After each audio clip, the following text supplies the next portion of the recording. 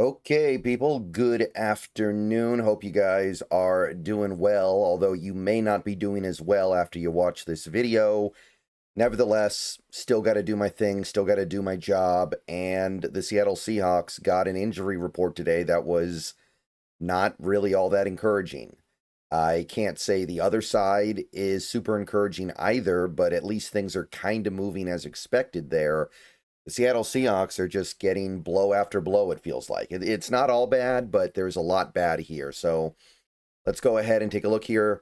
Please click the thumbs up button, subscribe if you're new, click the bell for notifications, become a channel member for $2 a month. Those are the best ways to support the channel.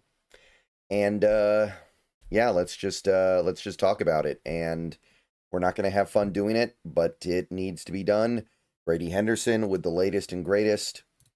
Let's start with some of the good news, because there is a little bit. There's a little bit of good news here. So, Jake Bobo was not listed with a designation today, which means they basically consider him all the way back.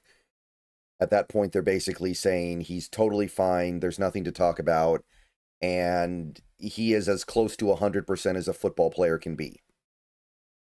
Also good news, Ernest Jones goes from limited to full, so he's fine, obviously. Totally good there. Also good news, Derek Young goes from limited to full participant. So we like that. Should be available. And that may end up being a little more valuable than we're currently thinking. That may end up mattering more than we thought. And also, Uchenna Nwosu, no setback. He went from full to full. So nothing's going the wrong way there. Doesn't mean he's going to play. I want to stress that. But it gives him a pretty good chance.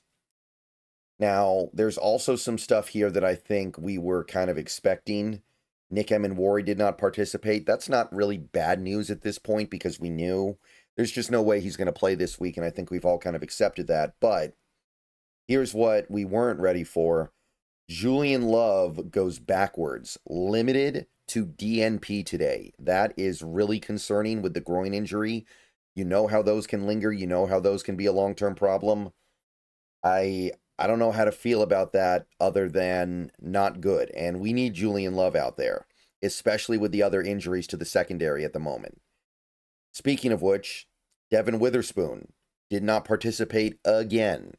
So now it looks like there's a decent chance we're going to be down Devin Witherspoon against the Steelers.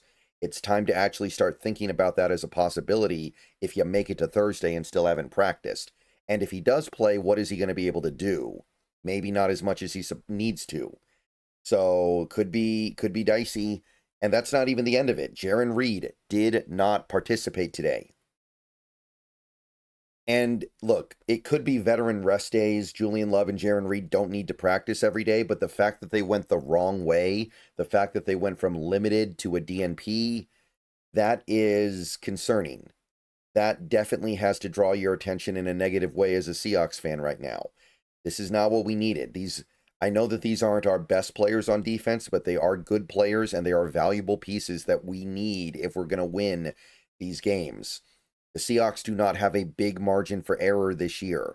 They are not a team that is going to steamroll people by 30 points every week. And if they get a couple players injured, oh well, they'll only win by 20 points this week. That's not how this works. This team needs their best players, and right now it looks like they're not going to have a lot of them. So that's certainly not what we wanted to see today. There is some good news baked in here, like I said, but it's hard to see the good news right now because it looks like the secondary in particular is going to be very short-handed on Sunday. Before we go any further, I want to tell you a little bit about my friends over at Sleeper. If you're not using the Sleeper app for daily fantasy football this year, you are missing out. Let's get some picks in for the week. Take a look over on the left side of your screen. Look at all this great stuff you can do over on Sleeper right now. My picks go as such. I got Jalen Hurts going over 41.5 rushing yards. I don't think Philly really trusts their passing attack right now. I think that Jalen Hurts is going to scramble a lot. I think there are going to be a lot of designed runs for him. I got JSN going over 65.5 receiving yards. Our boy. Who else are we really going to throw to right now? Clearly, we don't trust anybody else that much. And I have Travis Etienne going over 55.5 rushing yards on the Bengals. He's feeling it right now. Remember, the Sleeper app, use the promo code SBN to get a $100 match on your first deposit. Terms and conditions apply. See Sleeper's terms of use for details. Currently operational in over 25 states. Check out the Sleeper app today. The other side of this is, of course, the Pittsburgh Steelers. They got, for the most part, an as-expected injury report. Calvin Anderson, who was sick, went from a DNP to a full participant. There was never any real concern there, I don't think. Cam Hayward did not participate again, but he is not injured. He's just resting. That doesn't mean anything, I don't think. TJ Watt was a full participant today. Again, he wasn't even injured, though, so it's not like that's a surprise. And I guess the thing that was maybe a little bit surprising, although I wouldn't even really call it that, Nick Herbig went from limited to full today, so he's good. So that's kind of the good news the Steelers got. Now, it's not all great, don't get me wrong, but again, a lot of it is kind of as expected. A lot of it is kind of, well, we knew this was going to happen before the week started, so whatever.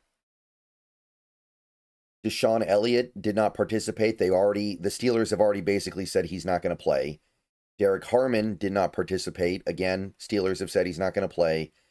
And Joey Porter, this is the one to watch. Joey Porter, there was some optimism expressed by Tomlin earlier this week that he would be able to play, but second day in a row, no practice. So that is not a very encouraging sign for Porter. And that secondary definitely benefits from having him out there. We're talking about a secondary with Jalen Ramsey, but Darius Slay doesn't look like himself right now. They're obviously not without Minkah Fitzpatrick. They're going to be without DeShaun Elliott.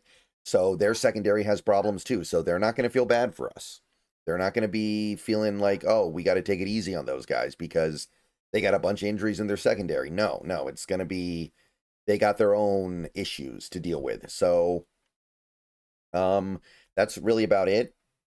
The wild card here remains Porter. If he can't go, that changes things, I think.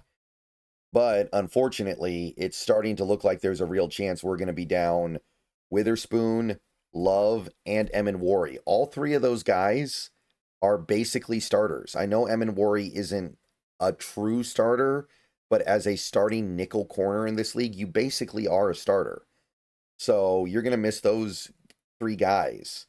Not only does that just hurt on the face of it, but now you're looking at Reek Woolen and going, okay, we need you to play the game of your life.